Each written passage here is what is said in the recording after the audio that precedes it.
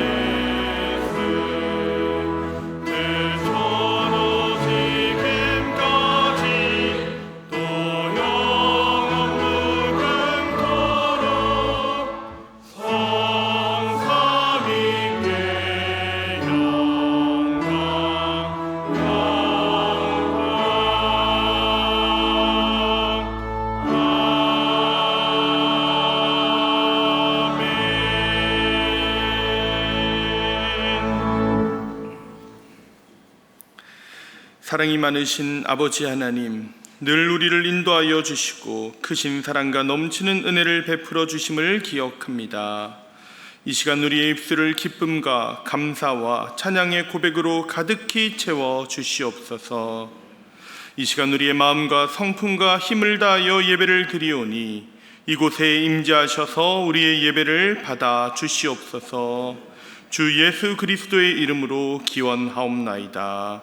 아멘. 나는 전능하신 아버지 하나님 천지의 창조주를 믿습니다. 나는 그의 유일하신 아들 우리 주 예수 그리스도를 믿습니다.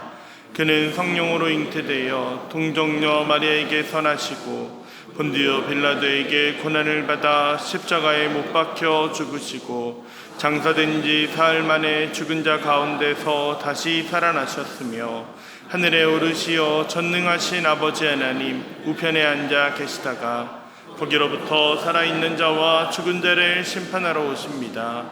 나는 성령을 믿으며 거룩한 공교회와 성도의 교제와 죄를 용서받는 것과 몸의 부활 영생을 믿습니다. 아멘.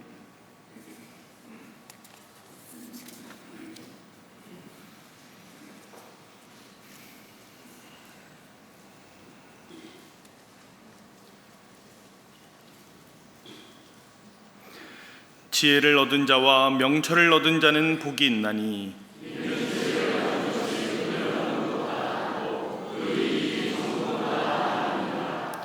지혜는 진주보다 귀하니 내가 사모하는 모든 것으로도 이에 비교할 수 없도다.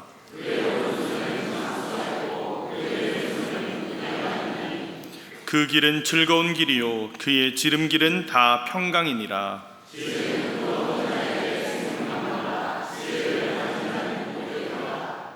여호와께서는 지혜로 땅에 터를 놓으셨으며 명철로 하늘을 견고히 세우셨고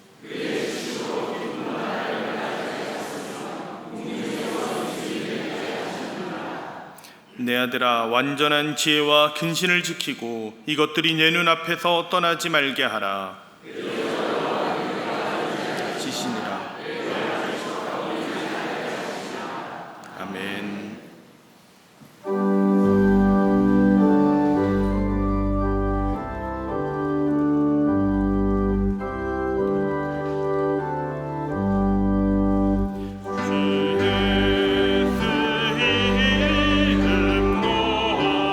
찬양하여 다 찬양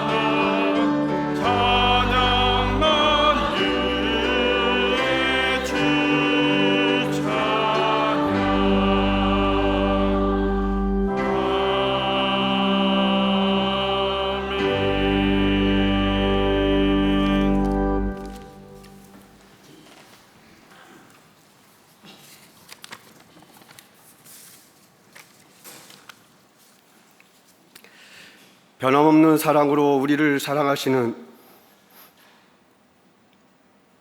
하나님 아버지,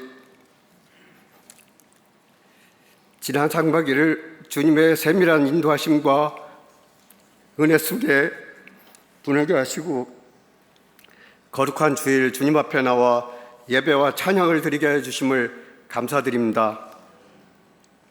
죄로 인하여 영원히 죽을 수밖에 없는 저희들을 십자가의 보혈로 구원하여 주시고 주님의 자녀로 살아가는 은혜를 주셨지만 저희들 삶을 돌아보면 부족함이 많았습니다. 하나님을 온전히 의지하기보다 세상의 가치를 따르며 살았습니다. 내 눈에 들보는 보지 못하면서 다른 사람을 비판하고나 했습니다. 이 모든 죄와 어리석음을 주님 앞에 회개하오니 용서하여 주옵소서. 저희들을 항상 주님 안에 거하게 하시고 사랑과 화평을 실천하는 믿음의 삶을 살아가게 하옵소서. 우리나라를 사랑하시는 주님, 이 나라를 여기까지 붙들어 주시고 세계 열방을 섬기는 선진국가로 발전케 해주심을 감사드립니다. 그러나 정치는 분열과 대립으로, 경제는 양극화로 인해 국민의 삶은 힘들어지고 있습니다. 주님, 이 땅을 긍휼히 여겨 주옵소서. 대통령을 비롯한 유정자들에게 하늘의 지혜를 주셔서 진정으로 국민을 섬기며 화합을 이루어 나가게 하옵소서. 일산 동안교회를 사랑하시는 주님, 하나님의 사랑으로 이웃을 섬기는 교회를 실천하며 지나온 시간을 돌아보면 주님의 은혜가 아닌 것이 없음을 고백합니다. 주님께서 주신 귀한 사명을 온전히 감당하며 지역사회의 축복의 통로 역할을 다하는 교회 되게 하옵소서. 어제부터 교회학교 여름사역이 시작되었습니다. 이번 여름 성경학교를 통해 우리 자녀들이 하나님의 사랑을 깊이 경험하며 주님을 인격적으로 만나는 귀한 시간이 되게 하옵소서. 이를 위해 기도하며 수고하는 교역자들과 교사들에게 지혜와 능력을 채워주시고 기쁨으로 감당케 하여 주옵소서. 곧 다가올 정교인 수련회를 기도로 준비하고 있습니다. 이번 수련회를 통해 모든 성도가 그리스도의 사랑 안에서 하나 되며 교회의 지체됨을 경험하는 시간 되게 하시고 모든 일정 가운데 안전하고 은혜로운 수련회가 될 수 있도록 인도하여 주옵소서. 주님, 몸과 마음의 병으로 고통 중에 있는 환우들을 찾아가 안수하여 주옵소서. 두렵고 힘들 때마다 치료의 하나님을 온전히 의지하게 하시고 속히 치유되고 회복되게 도와주옵소서. 이 시간 단위에 세우신 박재현 이윤 목사님에게 성령의 기름을 부어 주시옵소서. 선포하시는 말씀마다 주님의 권능이 있게 하시고 듣는 성도들의 마음에 깊은 울림과 변화가 일어나게 하옵소서. 온 마음을 다해 드리는 시온 찬양대의 찬양을 기쁘게 받아 주옵시고 예배를 위해 곳곳에서 수고하는 손길 위에도 주님의 위로와 평강이 넘치기를 소망합니다. 예배의 시종을 주님께 의탁하오며 우리 주 예수 그리스도의 이름으로 기도드립니다. 아멘.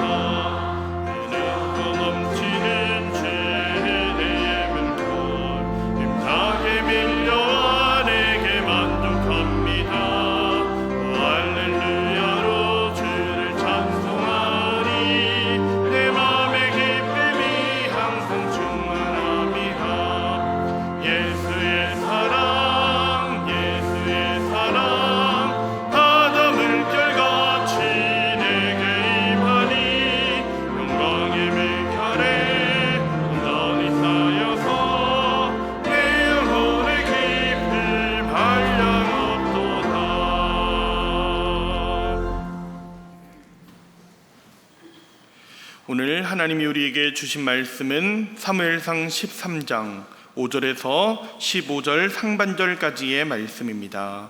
사무엘상 13장 5절에서 15절 상반절의 말씀, 구약 성경 427면에 있습니다. 제가 하나님의 말씀을 봉독하겠습니다. 블레셋 사람들이 이스라엘과 싸우려고 모였는데 병거가 3만이요 마병이 6,000명이요 백성은 해변에 모래같이 많더라. 그들이 올라와 베다웬 동쪽 믹마스에 진침해 이스라엘 사람들이 위급함을 보고 절박하여 굴과 숲풀과 바위 틈과 은밀한 곳과 웅덩이에 숨으며 어떤 히브리 사람들은 요단을 건너 각과 기르알 땅으로 가되 사울은 아직 길갈에 있고 그를 따른 모든 백성은 떨더라. 사울은 사무엘이 정한 기한대로 이레 동안을 기다렸으나 사무엘이 길갈로 오지 아니하매 백성이 사울에게서 흩어지는지라. 사울이 이르되 번제와 화목제물을 이리로 가져오라 하여 번제를 드렸더니 번제 드리기를 마치자 사무엘이 온지라. 사무엘이 나가 맞으며 문안하매 사무엘이 이르되 왕이 행하신 것이 무엇이냐 하니 사울이 이르되 백성은 내게서 흩어지고 당신은 정한 날 안에 오지 아니하고 블레셋 사람은 믹마스에 모였음을 내가 보았으므로 이에 내가 이르기를 블레셋 사람들이 나를 치러 길갈로 내려오겠거늘 내가 여호와께 은혜를 간구하지 못하였다 하고 부득이하여 번제를 드렸나이다 하니라. 사무엘이 사울에게 이르되 왕이 망령되이 행하였도다. 왕이 왕의 하나님 여호와께서 왕에게 내리신 명령을 지키지 아니하였도다. 그리하였더라면 여호와께서 이스라엘 위에 왕의 나라를 영원히 세우셨을 것이거늘 지금은 왕의 나라가 길지 못할 것이라. 여호와께서 왕에게 명령하신 바를 왕이 지키지 아니하였으므로 여호와께서 그의 마음에 맞는 사람을 구하여 여호와께서 그를 그의 백성의 지도자로 삼으셨느니라 하고 사무엘이 일어나 길갈에서 떠나 베냐민 기브아로 올라가니라. 아멘.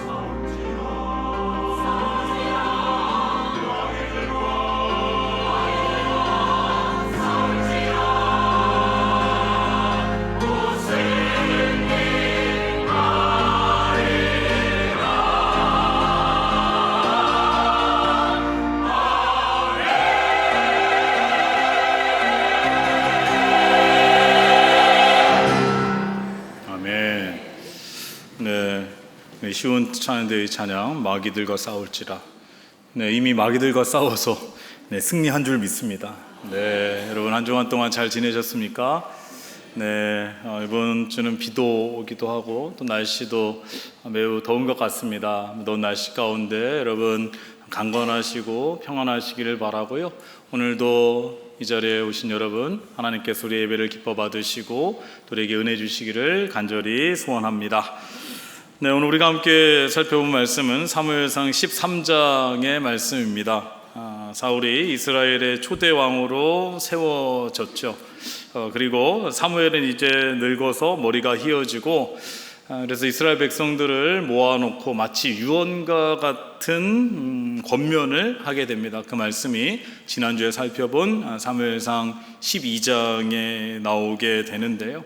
그리고 이제 사무엘상 13장에는 본격적으로 사울이 왕이 되어서 이스라엘을 통치하는 그러한 말씀이 나오고 있습니다. 1절을 보시면요, 사울이 왕이 될 때에 40세라 그가 이스라엘을 다스린 지 2년에 이렇게 나와 있죠. 사울은 왕이 되고 2년이 지났습니다. 나라를 잘 이끌고 싶은 마음도 있었을 것이고요.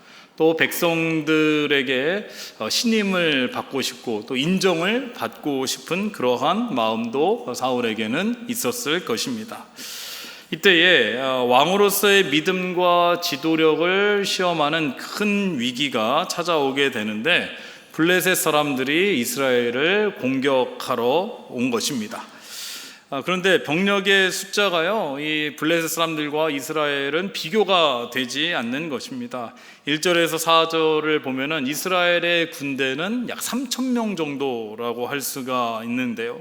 근데 지금 블레셋 사람들이 공격하려고 온 병력을 보니까 5절을 보면은요, 블레셋 사람들이 이스라엘과 싸우려고 모였는데 병거가 3만이요, 마병이 6,000명이요, 백성은 해변에 모래같이 많더라. 그들이 올라와 벳아웬 동쪽 믹마스에 진침해, 이렇게 나와 있습니다. 이스라엘 백성들은 군사가 3,000명인데 이 블레셋 사람들은 병거만 3만이고요. 마병이라 하면은 이 말 위에서 말을 타고 다니는 그러한 군사를 말하는 거죠. 마병이 6,000명이다. 벌써 이 숫자를 따져보면 이스라엘이 도저히 이길 수 없는 전쟁이라는 생각이 들 것입니다. 6절에서 7절을 보면은 이스라엘 사람들의 마음이 어떠했는지를 알 수가 있는데, 위급함을 보고 절박하여서 굴과 숲을과 바위 틈과 은밀한 곳에 또 웅덩이에 숨어 있었다라고 나오고 있고요. 또 어떤 히브리 사람은 요단강을 건너서 아예 전쟁터를 떠나는 사람들도 있었다라는 것을 알 수가 있습니다. 사울을 따르던 사람들이 하나 둘씩 흩어지고 있다라는 것을 알 수가 있는데요. 그런데 사울은요, 지금 전쟁을 바로 시작할 수가 없는 것입니다. 왜냐하면은 사무엘을 기다려야 했기 때문입니다. 사무엘상 10장 8절의 말씀을 보니까 이렇게 사무엘이 사울에게 말했습니다. 너는 나보다 앞서 길갈로 내려가라. 내가 내게로 내려가서 번제와 화목제를 드리리니 내가 내게 가서 내가 행할 것을 가르칠 때까지 7일 동안 기다리라, 이렇게 말했습니다.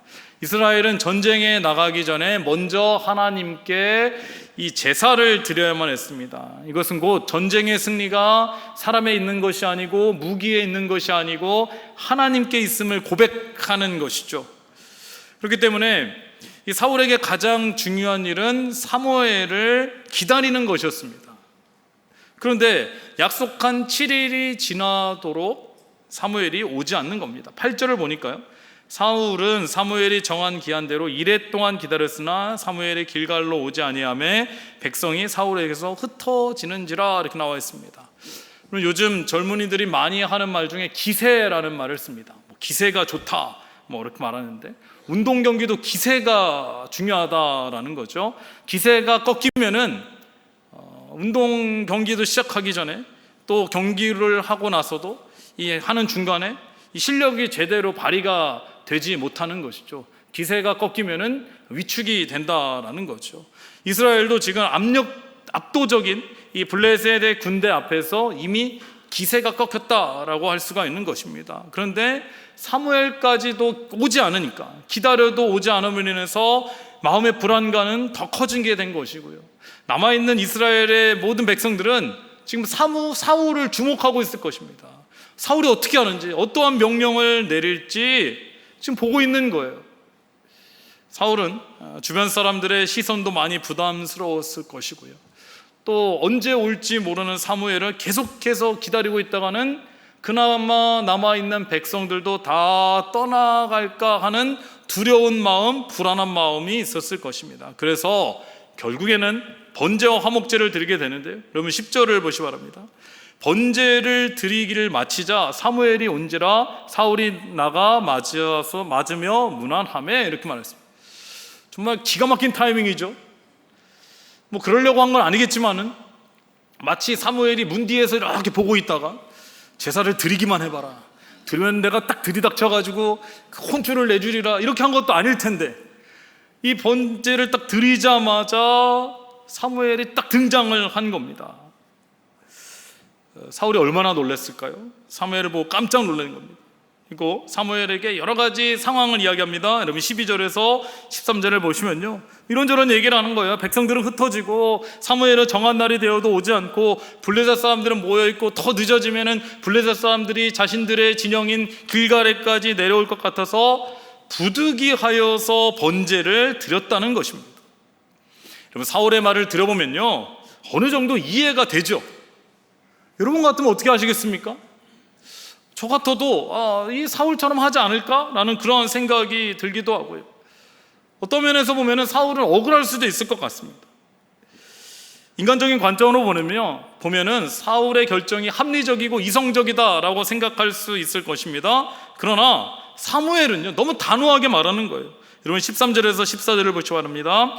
사무엘이 사울에게 이르되 왕이 망령되이 행하였도다. 왕이 왕의 하나님 여호와께서 왕에게 내리신 명령을 지키지 아니하였도다. 그래야했더라면 여호와께서 이스라엘 위에 왕의 나라를 영원히 세우셨을 것이거늘 지금은 왕의 나라가 길지 못할 것이라. 여호와께서 왕에게 명령하신 바를 왕이 지키지 아니하였으므로 여호와께서 그의 마음에 맞는 사람을 구하여 여호와께서 그를 그의 백성의 지도자로 삼으셨느니라 하고 이렇게 말을 하고 있는 겁니다. 사무엘이 이 사울왕에게 망령되이 행하였다는, 심지어 이번 일로 인해서 사울을 왕위에서 내려오게 될 것이다, 하나님의 마음에 맞는 사람을 다시 왕으로 세울 것이다 라고 말을 하고 있는 것입니다. 우리가 생각할 때는요, 너무 가혹한 거 아닙니까? 사울도 실수할 수가 있죠. 왜 이렇게 하나님은 단호하게 말씀하시는 걸까 말할 수 있을지 모르지만은 여러분 이 사건은요, 단순히 사울이 제사를 잘못 드린 한 번의 실수를 말하는 것이 아닙니다. 사울의 행동 속에는 하나님을 향한 그의 믿음과 태도가 드러나 있다라는 거예요. 이 사건을 통해서 하나님께서 기뻐하시는 사람은 누구이고 또 우리가 신앙생활을 하면서 가장 경계해야 될 것은 무엇인지를 한번 살펴보도록 하겠습니다. 첫째, 사울은요, 하나님보다 주변 상황에 더 집중해서 하나님의 약속을 잊었습니다. 사울은 이 사무엘이 7일 동안 기다리라고 한 약속을 분명히 기억하고 있었습니다. 여러분 그런데 잘 생각해보면요, 사무엘이 안 나타난 게 아니거든요. 사무엘이 8일째 나타난 게 아니거든요. 약속한 7일째의 기한이 되었을 때에 도착을 한 것입니다. 그런데 왜 사울은 더 이상 사무엘을 기다리지 못했을까요? 그것은 주변 사람들의 반응과 시선에 마음을 빼앗겼기 때문입니다. 사람들이 다 떠나갈까 봐, 사람들이 왕으로서 인정해주지 않을까 봐, 사람들로부터 비난을 받을까 봐 주변 상황을 보니까 더 불안하고 초조하고 조급해진 것입니다.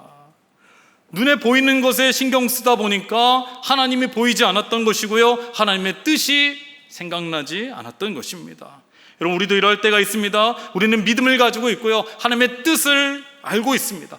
해야 될 것과 하지 말아야 될 것도 알고 있습니다. 우리를 향한 하나님의 약속이 있다라는 것을 알고 있지만은 주변을 보면서요, 내가 믿음을 지키고 살아가다 보면은 나만 뒤처지는 것 같고 뭔가 손해보는 것 같고 그러다 보면은 조바심이 나서 하나님을 선택하지 못하고 올바른 선택을 하지 못하게 될 때가 있다라는 것입니다. 어제 영려 유치부 여름 성경학교를 은혜 가운데 잘 마쳤습니다. 정말 많은 어린 자녀들이 참석을 했고요. 또 부모님들, 영유아부는 부모님들이 참석을 함께하고 할아버지 할머니들도 많이 오셨습니다. 유치부 부모님들도 많이 오셔서 사실 준비한 식사가 모자랄 정도로 그렇게 많은 분들이 오셨는데요. 우리 어린 자녀들이 이 예배드리는 모습이 얼마나 예쁜지, 우리 영유아부 기도하는 모습을 제가 뒤에서 봤는데요. 와, 우리 영유아부 아이들이 정말로 얼마나 기도를 잘하는지. 우리 어린아이들이 울부짖으며 기도하더라고요. 울면서 기도해요. 놔주아인지 주여인지 모르겠지만 엄마들은, 아빠들은 아이들의 손을 꼭 붙잡고 있고 애들은 막 몸부림을 치면서 주여를 외치며 막 기도를 하고 있어요. 야, 정말 대단하구나. 우리 영유아부 아이들, 미래가 밝다. 지금부터 이렇게 울면서 부르짖으며 기도하는 그 모습을 보면서 제가 참 마음이 기뻤는데, 유치부도 마찬가지입니다. 유치부도 제가 기도하러 갔더니 우리 아이들 얼마나 눈이 똘망똘망한지 몰라요. 그 말씀도 잘 듣고요, 기도하자 그랬더니 다 두 손 모으고 기도하고 이러한 모습을 봤는데요. 제가 이 축도하기 전에 함께 기도하면서 이러한 기도를 했습니다. 우리 자녀들 지금 이 모습 이대로 평생 하나님께 예배하고 하나님 말씀 듣고 기도하게 해 주시옵소서, 이렇게 기도했어요. 왜요? 우리 부모님들이요, 지금 이 어린 아이들을 키울 때, 이 어렸을 때는 말씀으로 기도로 양육을 합니다. 하나님의 뜻을 구하고 또 예배드리는 것을 최우선으로 하다가도 시간이 점점 지나게 되면은 다른 가정과 또 자녀들과 비교를 하게 되죠. 학교에서 성적이 나오죠. 등수가 나오면서 조급해지는 거예요. 우리 자녀만 뒤처지는 거 아닌가? 그러다 보면은 넘지 말아야 될 선을 넘는다라는 거예요. 사회생활도 마찬가지고요, 직장생활도 마찬가지고 사업도 마찬가지입니다. 그럼 우리가요, 너무 사람의 평가와 눈에 보이는 숫자와 실적에 민감하다 보면은 믿음의 원칙을 포기할 때가 있다라는 거예요. 그러면서 우리가 하는 말이 있습니다. 부득이하게 어쩔 수 없었다라는 거예요. 여러분, 부득이하다라는 것은, 또 어쩔 수 없다라는 것은 안 되는 것을 알면서도 상황 때문에 그것을 했다라는 거예요. 원래는 해서 안 되는 거 알면서도 했다라는 거죠. 우리가요, 아무리 상황이 어렵고 바쁘고 힘들더라도 주일에 하나님께 예배 드리는 것을 시간을 아깝다고 생각하고 손해라고 생각하고 예배는 드리는 것을 뒤로 미루고 신앙생활을 포기하게 되면은요, 나중에는 제일 중요한 믿음을 잃어버리게 된다라는 것입니다. 우리가 이소부화에 나오는 황금알 낳는 거위에 대해서 너무나 잘 알고 있습니다. 한 농부가 매일 황금알을 낳는 거위를 갖게 되었죠.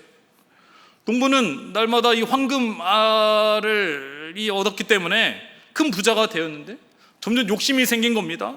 거위의 뱃속에는 황금알이 가득 차 있을 거라고 생각을 했죠. 그래서 그 황금을 낳는 거위의 배를 갈랐는데 여러분, 뱃속에는 아무것도 없었다는, 다른 거위와 다를 바가 없었다라는 겁니다. 농부는 거위도 잃었고요, 더 이상 황금알도 얻지 못했다라는 거예요. 사울도 마찬가지입니다. 여러분, 사울이요, 하나님의 약속을 기다렸어야 되는데 하나님의 약속을 기다리지 못하고 조바심을 가지고 하나님의 영역을 침범하고 나니까, 본인이 제사까지 다 드리고 나니까, 그것을 하지 않았으면은, 조급함이 없었으면은, 하나님의 약속을 믿고 기다렸으면은 그 왕위가 영원히 이어졌을 텐데, 기다리지 못하고 조바심을 갖고 하나님의 약속을 잊어버리고 하나님의 영역을 침범하니까 영원할 수 있었던 왕권을 잃어버리게 된 것이고요, 나중에는 집안까지 다 몰락을 하게 되었다라는 것입니다. 여러분, 믿음은요, 상황이 좋아질 때까지 기다리는 것이 아닙니다. 그러면 상황이 여전히 어렵고 아무것도 달라지지 않는 것처럼 보여도 하나님의 말씀을 붙들 수 있어야 되는 것이고요, 하나님의 약속을 기다릴 수 있어야 하는 것입니다. 사람들이 주변에 다 떠나가더라도, 숫자가 줄어들더라도 하나님께서 명령하신 선을 넘지 않는 것이 믿음이라는 것입니다. 둘째로, 사울은 하나님을 왕으로 섬기지 않고 자신이 이스라엘의 왕이 되는 교만함을 보였습니다. 사울이 왕이 된 지 2년이 되었다라고 했습니다.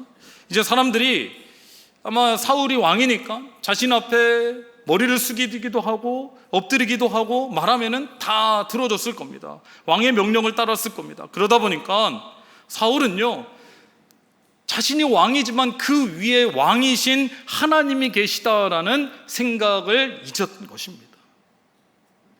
이스라엘의 왕과 이방인의 왕은 분명히 다릅니다. 이방 민족의 왕은요, 권력을 가지고 자기 마음대로 다스리지만은 이스라엘의 왕은 자신이 왕이지만은 그 위에 하나님이 계심을 기억하고 하나님의 말씀을 듣고 순종할 때에 나라가 평안한 것이고요, 전쟁도 승리할 수가 있는 것입니다. 그렇기 때문에 전쟁에 나가기 전에 먼저 하나님께 번제를 드리고 화목제를 드리는 것도, 이 전쟁은 사람에게 있는 것이 아니라, 왕의 능력이 있는 것이 아니라 하나님의 능력이 있음을 고백하는 것이고요, 하나님께 달려있음을 고백하는 것 아니겠습니까? 그런데 사울은 하나님을 의지하기보단 자신의 판단과 방법으로 위기를 해결하라고 했습니다. 하나님의 명령을 기다리지 않고 자신이 모든 것을 결정하라고 했습니다. 이것이 무엇입니까? 사울은 하나님을 왕으로 인정하지 않았다라는 거죠. 그래서 사무엘이 사울을 책망할 때 이렇게 이야기하죠. 13절에서 14절을 보시면요, 가장 많이 나오는 단어가 왕이라는 단어입니다. 이 13절에 보면 이렇게 말하고 있죠. 사무엘이 사울에게 이르되 왕이 망령되었도다. 왕의 하나님 여호와께서, 사울이 왕이지만은 왕의 하나님, 왕의 왕이신 하나님을 잊었다라는 거죠. 그래서 사울이 더 이상 이스라엘의 왕이 될 수 없었던 이유는 여호와께서 명하신 그 명령을 지키지 않았기 때문이라는 거예요. 여러분, 여기서 사울과 다윗의 차이가 있는 것입니다. 여러분, 다윗도요, 정말 연약한 사람이었죠. 많은 잘못을 하고 실수도 했습니다. 어떤 면에서는 사울보다 더 큰 죄를 짓기도 했습니다. 그러나 다윗이 잘한 것이 있다면은 하나님을 이스라엘의 왕으로 인정했다라는 거예요. 시편 145편 1절을 보니까 다윗은 이렇게 고백합니다. 왕이신 나의 하나님, 내가 주를 높이고 영원히 주의 이름을 송축하리이다. 여러분, 이 고백이 찬양에도 있지 않습니까? 우리가 잘 아는 찬양이죠. 왕이신 나의 하나님, 내가 주를 높이고 영원히 주의 이름을 송축하리이다. 우리 다시 한번 같이 할까요? 왕이신 나의 하나님, 내가 주를 높이고 영원히 주의 이름을 송축하리이다.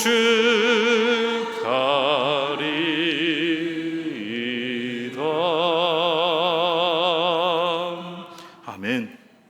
여러분, 이 고백을 우리가 잊지 않기를 바랍니다. 이 다윗의 고백이 우리의 고백이 될 수 있기를 바랍니다. 우리의 삶은 내가 주인이 아니라, 내가 왕이 아니라 내 위에 하나님이 계시고 왕이신 나의 하나님, 내가 주를 높이고 주를 송축하고 찬양하겠습니다. 이 고백이 우리의 삶의 고백이 될 수 있기를 바랍니다. 다윗은요, 자신보다 높으신 하나님이 계시다는 사실을 잊지 않았습니다. 그래서 다윗은요, 부족하고 연약했지만은 하나님 앞에 엎드렸고 겸손했습니다. 잘못한 것이 있으면요, 자신의 죄를 인정하고 회개했습니다. 중요한 일을 앞두고는요, 하나님께 기도하며 묻기도 하고 부르짖었습니다. 그러나 사울은요, 분명히 사무엘이 길갈에서 7일 동안 기다리라는 약속을 했지만은 그렇게 하지 않았다라는 거예요. 마음에 조바심이 있고 불안했으면요, 그렇다고 해서 자신이 스스로 제사를 드리는 것이 아니라 하나님의 약속을 끝까지 믿고 기다리면서 하나님의 뜻을 물었어야 된다라는 거예요. 사울은요, 회개의 기회가 여러 번 있었습니다. 사울이 왕이 된 지 2년째 블레셋이 찾아왔다라고 했죠. 쳐들어왔다라고 했죠. 근데 사도행전 13장 21절에 보니까 이런 말씀이 있습니다. 그 후에 그들이 왕을 구하거늘 하나님이 베냐민 지파 사람 기스의 아들 사울을 40년 동안 주셨다. 사울은요, 40년 동안 왕으로 있었습니다. 지금 사울이 왕이 된 지 2년이 되었을 때 사울이 이제 더 이상 왕이 될 수 없을 것이라고 말했지만은 38년의 시간 동안 계속 왕으로 있었어요. 금방 이렇게 왕위에서 내려온 것이 아닙니다. 그러면은 하나님 앞에 자신이 잘못한 것이 있으면은 사무엘에게 자신의 잘못을 들었다면은 바로 회개했으면은 다윗과 같이 바로 회개했으면 아마 그의 인생이 달라질 수도 있었을 것입니다. 근데 이후에 보면요, 사울은 자신의 왕권을 유지하기 위해서 계속해서 하나님의 말씀에 불순종하고 거짓말하고 부득이하게 어쩔 수 없었다라고 핑계대고 다윗을 죽이려고 하고 악한 일들을 계속하게 되는 거예요. 그렇기 때문에 하나님께서는 이러한 사울을 알고 있었기 때문에 지금 단호하게 말씀을 하고 있는 것이고요, 사울은 왕위에서 내려올 수밖에 없던 것입니다. 사랑하는 여러분, 우리는요 자신이 왕이 되려고 하는 마음을 경계해야 하는 겁니다. 입술로는 하나님을 믿는다고 고백하면서 모든 일을 내 생각대로 판단하고 결정한다면은 하나님을 진정한 왕으로 모신다라고 할 수 없을 것입니다. 내 생각과 하나님의 말씀이 다를 때에 우리는 무엇을 선택하고 있습니까? 사람들의 평가와 하나님의 뜻이 다를 때에 우리는 누구의 시선을 더 중요하게 여기고 있습니까? 상황이 어려울 때 기도하며 기다리고 있습니까? 아니면 조급한 마음에 내가 서둘러 해결하려고 하고 있습니까? 여러분, 하나님을 왕으로 모신다라는 것은 내 뜻을 내려놓고 하나님의 말씀에 순종하는 것이고, 이해가 되지 않아도 하나님의 말씀을 따르는 것이고 순종하는 것이고, 결과가 당장에 보이지 않아도 하나님의 때를 기다리며 인내하는 것인 줄로 믿습니다. 셋째는, 하나님의 사람은요 세상의 기준이 아닌 하나님의 기준으로 살아야 하는 것입니다. 이스라엘 왕이 세상의 왕과 다르다면은 우리들도 세상 사람들과요 인생을 살아가는 목적과 가치관이 달라야 하는 것입니다. 세상 사람들은요 보이는 것에 집착하고 숫자에 민감하고 남들과 비교해서 부족하고 뒤처지면 불안해하고 불행하다라고 말합니다.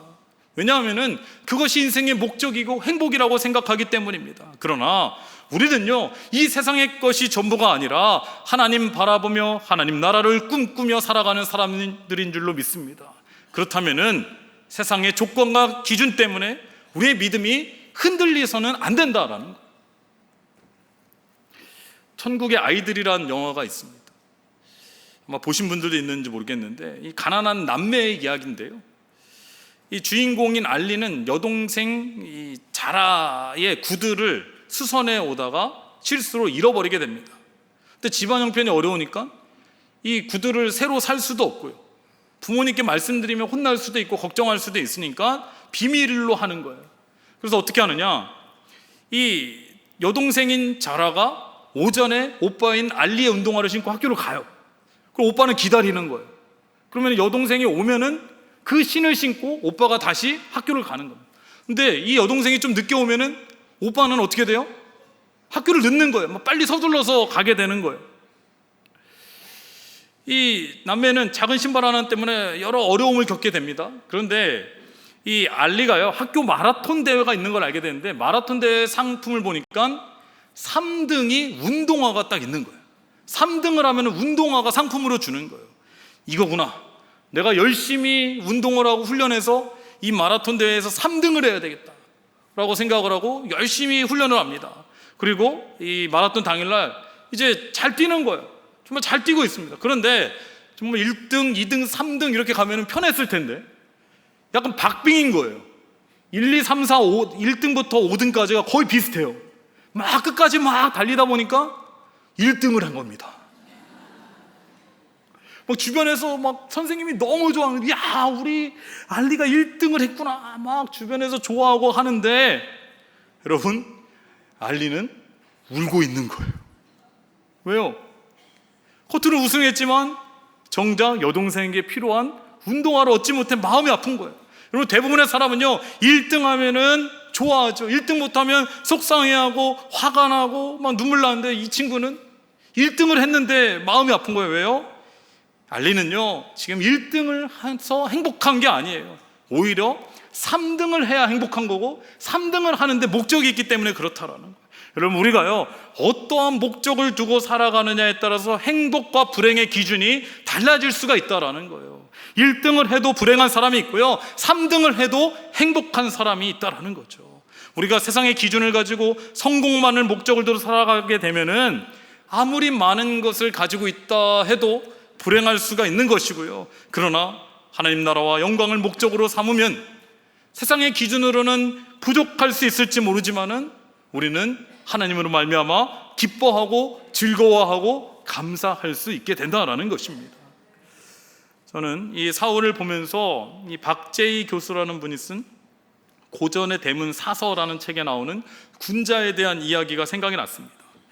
이 논어에는 군자라는 단어가 107번이 나온다라고 하는데요, 물론 군자는 왕의 아들이라는 뜻을 가지고 있죠. 그런데 여기서 군자는 성숙하고 완숙한 인간형을 말합니다. 이 책에서 군자 삼락에 대해서 말을 합니다.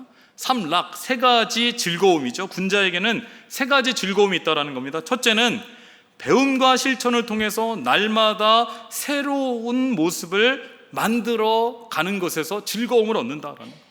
둘째는 나의 꿈과 이상이 같은 사람들과 교류하고 교감한다라는 것이고요. 셋째는 남의 평가에 연연하거나 타인의 시선으로 세상을 바라보지 않고 묵묵히 자신만의 발걸음으로 인생을 살아가는 사람이다라는 거예요. 이러한 사람이 바로 성숙한 군자의 모습이라는 겁니다. 저는 이 글을 읽으면서 우리의 믿음과 신앙을 잇대어 생각해 보게 됩니다. 우리들도 군자와 같은 성숙한 그리스도인이 되기 위해서는요, 하나님의 자녀가 되기 위해서는 첫째는 하나님의 말씀을 통해서 날마다 새로워지고 좀 더 나은 믿음의 사람이 되어야 된다는 것이죠. 둘째는 함께 믿음을 가진 사람들과 교제하며 교감할 수 있어야 되는 것이고요. 셋째는 타인의 시선이 아니라 하나님의 시선으로 세상을 바라보며 하나님 말씀에 순종하며 묵묵히 하나님 나라를 이루어가는 사람을 하나님께서 원하신다라는 거예요. 사울이 이러한 군자의 모습을 가졌으면 얼마나 좋았을까라는 생각이 드는 거죠. 하나님의 말씀을 통해서 날마다 새로워지고, 사울과도 믿음의 사람이니까 서로 교제하고 하면 얼마나 좋았겠습니까? 타인의 시선 의식하는 것이 아니라 하나님 바라보며 하나님의 말씀에 순종하며 묵묵히 나아갔다면은 왕으로서 더 하나님께 귀히 쓰임 받았을 텐데 안타깝다라는 생각이 드는 것이죠. 사랑하는 여러분, 사울의 실패는요, 어려운 상황 때문이 아니라 상황의 마음을 빼앗겨 하나님의 말씀보다 자신의 판단을 앞세운 데에 있었습니다. 우리들도 사람들의 시선과 세상의 숫자에 흔들리지 않고 하나님을 진정한 왕으로 모시고 끝까지 말씀을 붙들고 인내하며 순종할 수 있기를 바랍니다. 조급한 마음을 내려놓고요, 넘지 말아야 될 선을 넘지 않고 부득이하거나 어쩔 수 없었다라고 변명하는 것이 아니라 하나님께 기도하며 하나님의 때를 기다릴 수 있기를 바랍니다. 그래서 우리가 한 주간 동안 살아갈 때에 날마다 말씀으로 새로워지고 믿음의 사람들과 함께 교제하며 사람의 평가가 아니라 하나님의 시선으로 우리를 바라보며 믿음의 삶을 살아갈 수 있기를 주님의 이름으로 축원합니다. 기도하겠습니다. 왕이신 하나님 아버지, 눈앞의 상황과 사람들의 시선에 흔들리지 않고 하나님의 말씀을 끝까지 붙들게 하여 주시옵소서. 조급한 마음으로 내 생각을 앞세우는 것이 아니라 기도하며 하나님의 때를 기다리는 믿음을 허락하여 주시옵소서. 우리가 잘못했을 때에 변명하지 않게 하여 주시고 겸손히 하나님 앞에 엎드려 회개하며 다시 하나님께로 돌아가게 하여 주시고 세상의 기준이 아니라 하나님의 시선으로 세상을 바라보며 날마다 말씀으로 새로워지게 하여 주시옵소서. 어떠한 상황 속에서도 하나님을 진정한 왕으로 모시고 묵묵히 순종하는 믿음의 사람이 되게 하여 주시옵소서. 예수님의 이름으로 기도드리옵나이다. 아멘.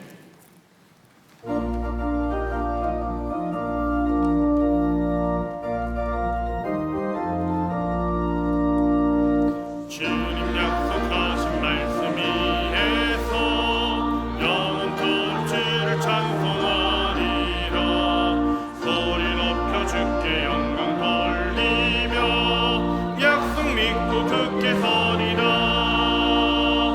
굳게 서리 영원하신 말씀 위에 굳게 서리 굳게 서리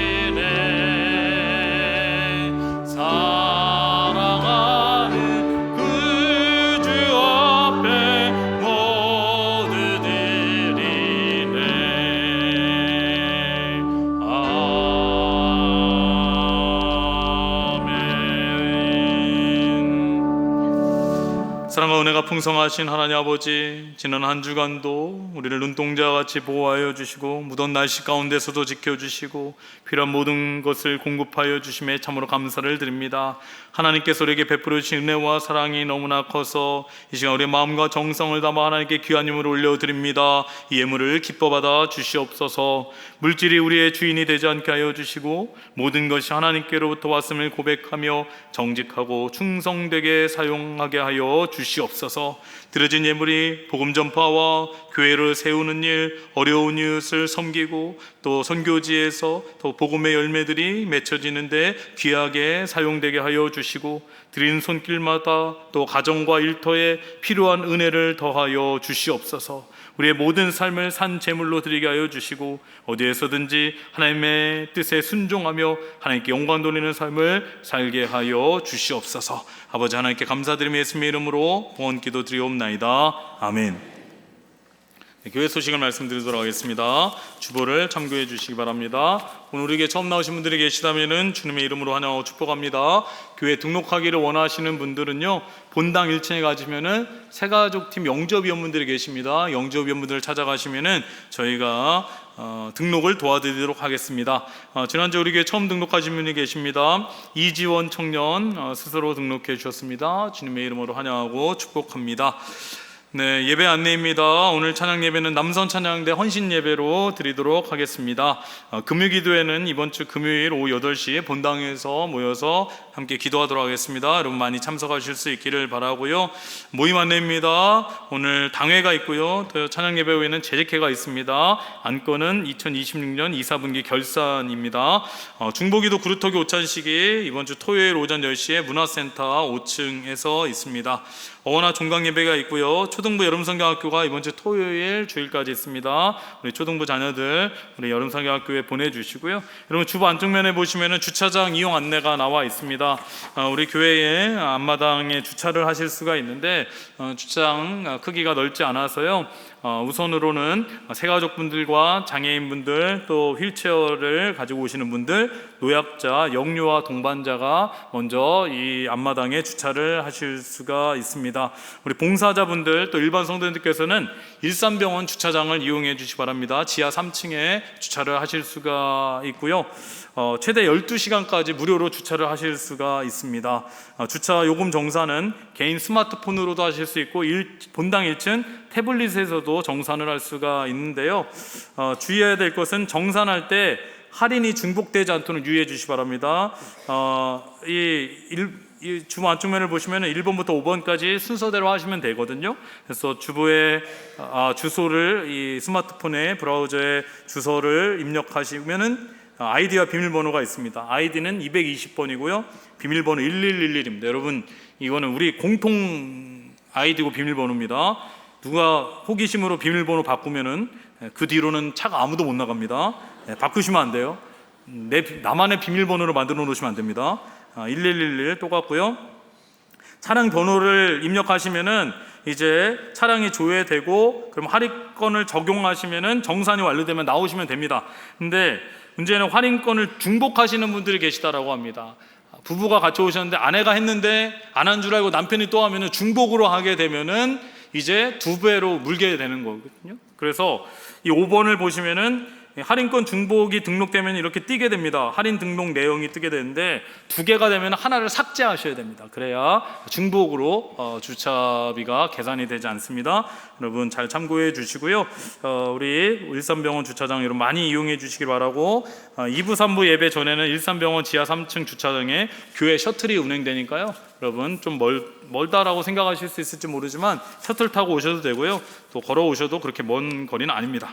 여러분들 우리 주차장 노약자들 또 연약하신 분들을 위해서 우리는 일산병원에 많이 주차해 주실 수 있기를 바랍니다. 네, 계속해서 안내 말씀드리겠습니다. 휴가 우리 임지승 간사님께서 이번 주 휴가입니다. 15일부터 18일까지 휴가이시니까요. 참고해 주시기를 바라고요. 건강히 잘 다녀올 수 있도록 기도해 주시고 또 교육부 여름사역 일정이 나와 있고요. 전교인 수련회 27일부터 29일까지입니다. 우리 국립평창수련원으로 다녀오게 되고요. 전교인 수련회 홍보 영상을 잠깐 보도록 하겠습니다.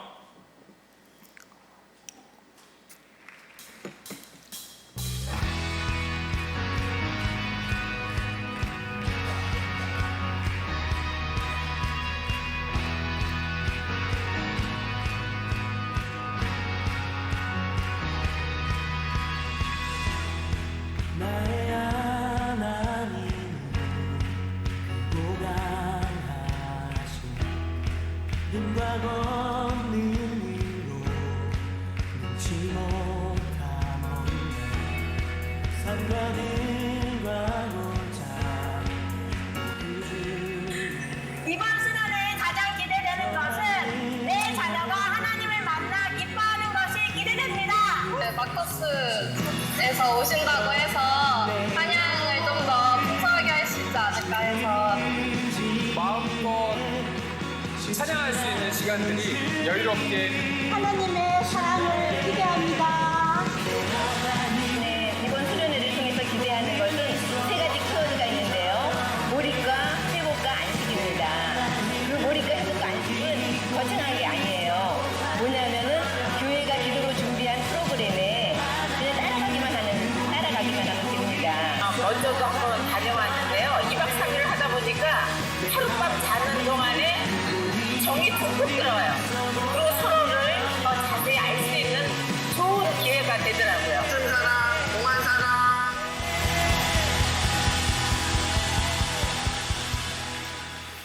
네, 여러분 이제 전교 수련회가 2주 남았습니다. 벌써 2주밖에 남지 않았는데 우리 팀들이 정말 열심히 기도하면서 준비하고 있고 또 많은 분들이 신청해 주셔서 너무 감사드립니다. 수련회를 위해서 많이 관심 가져주시고 또 기도해 주시면은 감사하겠습니다. 네, 이어서 단기 선교팀 모집이 있습니다. 9월 27일부터 10월 3일까지인데요. 우리 M국과 치앙마이로 다녀오게 됩니다. 우리 M국에 선착순 10명 모집하는데요. 거의 마감이 되었다라고 하는데 한번 문의해 보실 수 있기를 바라고요. 이 준비 일정도 한 5주간 있습니다. 이런 모든 일정 참고해 주셔서 여러분 신청해 주실 수 있기를 바랍니다. 네, 이 시간에는요 우리 교회에서 기도하고 후원하는 우리 인도네시아 윤용호 선교사님께서 우리 사모님과 우리 지인 양 따님과 함께 예배에 참석하셨는데 잠깐만 일어나 주시면은 우리 인사드리는 시간을 갖도록 하겠습니다. 네, 저 뒤에 계시는데 네. 따님은 이상 가족이 됐네요. 따님은 또 앞에 계시네. 네, 우리 사모님 윤용호 선교사님, 사모님 우리 지인 양 우리 교회에 오셔서 함께 예배드리고 있습니다. 우리 환영의 박수 또 격려의 박수 하도록 하겠습니다.